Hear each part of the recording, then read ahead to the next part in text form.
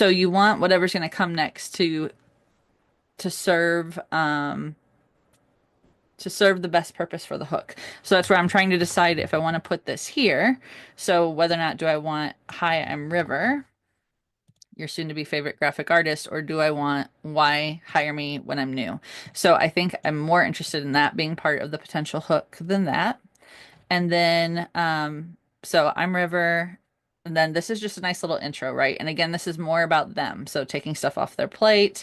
That's where I come in. I may be new to Upwork, but I'm not new to solving design problems. Um, and then why hire me? And then it goes through all that stuff. So this is a great beginner profile. Okay, so I'm gonna hit save. And this profile, even though I'm referring to it, so you can see right now, so now this is what shows as his hook. Okay. And so I want you to, well, let's make sure on the public view it also looks that way. Yep. So on the public view now, you can see that this is the headline, this is the hook, and he already is going to be heads and shoulders above a lot of the graphic design profiles that are out there. And this is just the beginner one. So that's the exciting part. Okay.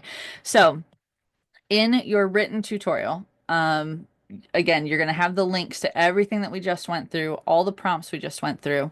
And then I want to go through this part real quick. So this graphic is from Upwork. You can go to the link right here.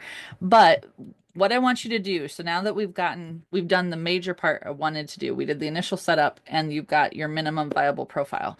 So the last part you're going to do is make sure that your profile gets to 100% complete. And this is the equation to get there. Okay. So you need to have your profile photo, which we have on this one. You need the profile overview, which is the description that we just did, where the hook and the rest of the profile was. So that's done. At least one employment history. If you remember, we did three, so that's done. And at least one skill tag. We did three, so that's done. So he's already at 50%. So now you hop over here and you have a menu of options that are way more than 50% that you get to pick and choose in order to get your profile to the full 100%. So, portfolio items, we're not doing it. So, take that off the list. We're not doing it right now.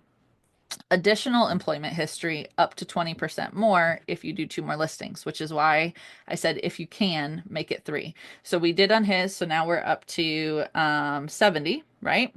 Additional tags, we did that. We took up to three, so we're up to 80. And then education, if you remember, I said if you can do two, that will get you. That was the reason why I was saying if you can do two, because if you do two, you max it out to 20. So he is at 100. Okay. So the way how I showed you through this walkthrough, if you were able to do exactly as I showed you, if you also had at least three employment listings, if you also had at least two education listings, and if you put in at least three skill tags, you will be at 100 as well at this point and you're done. But if, let's say, you had one education and maybe you had like one or two employment, then you're going to want to look at things like recording a profile video and putting that on there. You can link to a social media account and you can get an extra 10%. If you have certifications, you can add at least two and get 10 more percent. And then there's a section in the bottom called other experience. It's do do do. I'm in the public view. Give me one sec.